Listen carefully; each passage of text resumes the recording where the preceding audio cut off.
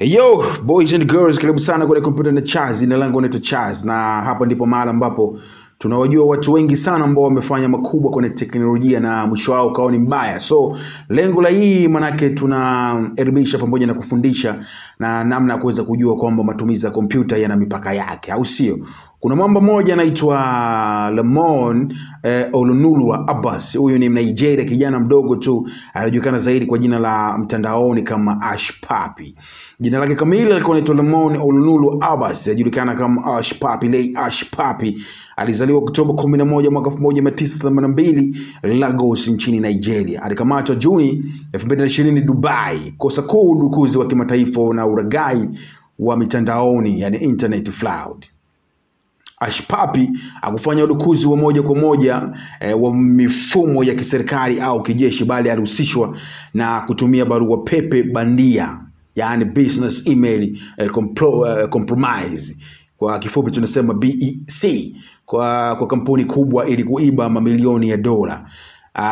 Aliiba takwimu za watu binafsi, taarifa za kibenki, akaunti za barua pepe na kutumia kujifanya kuwa kampuni au mfanyabiashara halisi. Alihusishwa na njama za kuiba zaidi ya dola milioni 124 kutoka kwa shule moja ya kigeni iliyoko Katari. Alihusishwa pia na ulaghai dhidi ya kampuni ya Marekani ama Uingereza na Ulaya pia. Alijulikana kwa maisha ya kifahari, magari ya kifahari kama Rolls-Royce, Lamborghini pamoja na Ferrari. Alionekana kwa mara kwenye mitandao ya kijamii akiwa Dubai, akionyesha mavazi ya gharama, saa za kifahari na safari za first class. Alitumia Instagram kujionyesha kama mfanyabiashara wakati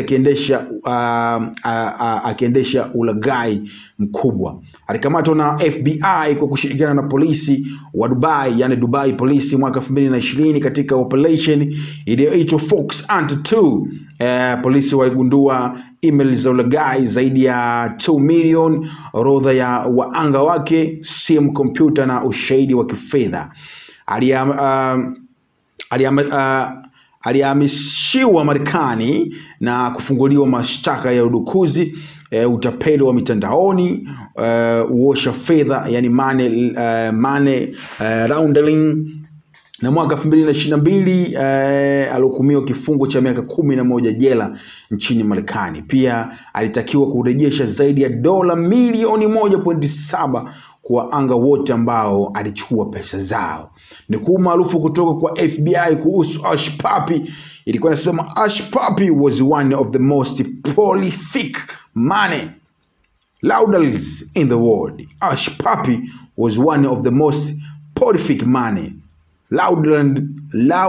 launderings in the world. Kesi ya Ash Papi ni onyo kali kwa vijana kuhusu matumizi mabaya ya kiteknolojia. Pia inaonesha jinsi mitandao ya kijamii inaweza kutumika kuficha maisha haramu.